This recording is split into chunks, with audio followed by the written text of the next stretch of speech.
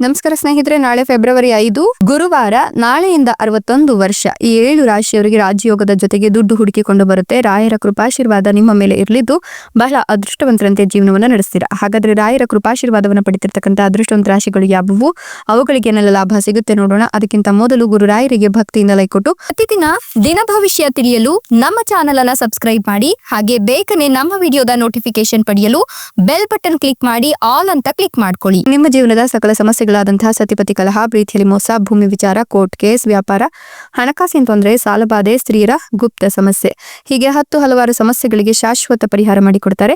Display ಮೇಲೆ ಕಾಣ್ತಕ್ಕಂಥ ಗುರೂಜಿ ನಂಬರ್ಗೆ ಒಮ್ಮೆ ಕರೆ ಮಾಡಿ ನೋಡಿ. ಹೌದು, ನಾಳೆ ಫೆಬ್ರವರಿ 5 ಗುರುವಾರ. ಇದರ ಜೊತೆಗೆ ಮುಂದಿನ 61 ವರ್ಷ ಈ 7 ರಾಶಿಯವರಿಗೆ ರಾಜಯೋಗದ ಜೊತೆಗೆ ರಾಯರ ಕೃಪಾಶೀರ್ವಾದ ಇರೋದ್ರಿಂದ ದುಡ್ಡು ಹುಡುಕಿಕೊಂಡು ಬರುತ್ತೆ ಅಂತ ಹೇಳಬಹುದು. ಈ ರಾಶಿಯವರಿಗೆ ಈ ಒಂದು ಸಂದರ್ಭದಲ್ಲಿ ಕೆಲಸ ಮತ್ತು ಉದ್ಯೋಗದಲ್ಲಿ ಕಠಿಣ ಪರಿಶ್ರಮಕ್ಕೆ ತಕ್ಕ ಪ್ರತಿಫಲ ದೊರಕುತ್ತೆ. ಸ್ಥಿರತೆಯನ್ನ ಕೆಲಸದಲ್ಲಿ ಹೊಂದುತ್ತೀರಾ. ಜೊತೆಗೆ ಹಳೆಯ ಒತ್ತಡಗಳು ಹಾಗೂ ಅಡೆತಡೆಗಳಿಂದ ಮುಕ್ತಿಯನ್ನ ಕಂಡುಕೊಳ್ತೀರಾ.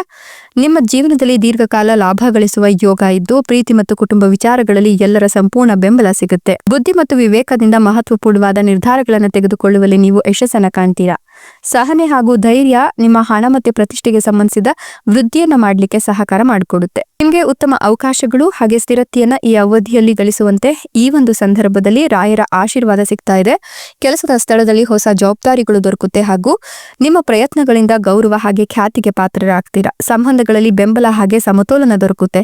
ಪ್ರೀತಿ ಮತ್ತು ವೈವಾಹಿಕ ಜೀವನದಲ್ಲಿ ಮಾಧುರ್ಯತೆ ಹೆಚ್ಚಿಗೆ ಆಗುತ್ತೆ. ಹಣಕಾಸಿಗೆ ಸಂಬಂಧಿಸಿದಂತೆ ಸ್ಥಿರತೆ ನೆಲೆಸಿದ್ದು ಅನಾವಶ್ಯಕ ಖರ್ಚುಗಳನ್ನ ನಿಯಂತ್ರಣದಲ್ಲಿ ಇಟ್ಕೊಳ್ತೀರಾ. ಇನ್ನು ಈ ಒಂದು ಸಂದರ್ಭದಲ್ಲಿ ನಿಮ್ಮ ಗುರಿಯನ್ನ ತಲುಪಲಿಕ್ಕೆ ನೀವು ಮಾಡ್ತಕ್ಕಂಥ ಎಲ್ಲಾ ಪ್ರಯತ್ನಗಳು ಕೂಡ ಕೈ ಹಿಡಿಯುತ್ತೆ ಅಂತ ಹೇಳಬಹುದು. ಅದೃಷ್ಟ, ಖ್ಯಾತಿ, ಗೌರವ, ಮನ್ನಣೆ, ಪ್ರತಿಷ್ಠೆ ಎಲ್ಲವೂ ಕೂಡ ಈ ಒಂದು ಸಂದರ್ಭದಲ್ಲಿ ನಿಮಗೆ ಸಿಗ್ತಾ ಹೋಗುತ್ತೆ. ಆರ್ಥಿಕ ಜೀವನದಲ್ಲಿ ಸಾಕಷ್ಟು ಲಾಭವನ್ನ ಕಾಣ್ತೀರಾ. ನಿಮ್ಮೆಲ್ಲ ಕೆಲಸಗಳು ಯಶಸ್ವಿ ಆಗ್ತಕ್ಕಂಥ ಸಮಯ ಇದಾಗಿದೆ. ಹಿಂದೆ ಮಾಡಿದ ಪ್ರಯತ್ನಗಳಿಗೆ ಈ ಸಮಯದಲ್ಲಿ ಲಾಭ ಸಿಗುತ್ತೆ. ಆರ್ಥಿಕ ಜೀವನ ನೆಮ್ಮದಿಯಿಂದ ಕೂಡಿರಲಿದೆ. ಹಣ ಆಗಮನಕ್ಕಿದ್ದಂತಹ ಅಡೆತಡೆಗಳು ದೂರವಾಗಿ ಶುಭ ಕಾರ್ಯಗಳು ನಡೆಯುತ್ತೆ. ದೀರ್ಘಕಾಲದ ಹೂಡಿಕೆಗಳನ್ನ ನೀವು ಈ ಸಮಯದಲ್ಲಿ ಮಾಡ್ತೀರಾ. ನವಜೋಡಿಗೆ ಕಂಕಣ ಭಾಗ್ಯ ಕೂಡಿ ಬಂದಿರೋದ್ರಿಂದ ಹಬ್ಬದ ಕಳೆಗಟ್ಟುವ ಸಾಧ್ಯತೆಗಳು ಹೆಚ್ಚಿಗೆ ಇದೆ. ದೀರ್ಘಕಾಲದಿಂದ ವಿವಾಹವಾಗುವ ನಿರೀಕ್ಷೆಯಲ್ಲಿ ಇರೋರಿಗೆ ಕಂಕಣ ಭಾಗ್ಯ ಕೂಡಿ ಬರಲಿದೆ. ನೆಮ್ಮದಿಯ ಜೀವನವನ್ನ ನೀವು ನಡೆಸ್ತೀರಾ. ಬಯಸಿದ ಸಂಗಾತಿಯ ಕೈ ಹಿಡಿತೀರಾ ಅಂತ ಹೇಳಬಹುದು. ಆರ್ಥಿಕ ಜೀವನದಲ್ಲಿ ಸಾಕಷ್ಟು ಬದಲಾವಣೆಗಳಾಗೋದ್ರಿಂದ ಸ್ವಂತ ಹುದ್ದೆ ಮಾಡಲು ಇದು ಸರಿಯಾದ ಸಮಯ. ಉದ್ಯೋಗ ಸ್ಥಳದಲ್ಲಿ ನಿಮ್ಮ ಶ್ರಮವನ್ನ ಗುರುತಿಸಿ ಬಡ್ತಿ ನೀಡ್ತಾರೆ. ಒಟ್ಟಾರೆಯಾಗಿ ಹೇಳಬೇಕು ಅಂದ್ರೆ ಈ ಸಮಯ ನಿಮಗೆ ಮಂಗಳಕರವಾಗಿದೆ. ಕೃಷಿ, ಕೈಗಾರಿಕೆ, ಗಾರ್ಮೆಂಟ್ಸ್, ವ್ಯಾಪಾರ, ಸಣ್ಣ ವ್ಯವಹಾರ ಮಾಡುವ ಶ್ರಮಿಕರಿಗೆ ಈ ಸಮಯ ಲಾಭವನ್ನ ತಂದುಕೊಡುತ್ತೆ. ಸಣ್ಣ ಪ್ರಯತ್ನದಿಂದ ದೊಡ್ಡ ಮಟ್ಟದ ಲಾಭವನ್ನ ನೀವು ಈ ಸಂದರ್ಭದಲ್ಲಿ ಗಳಿಸ್ತಾ ಹೋಗ್ತೀರಾ.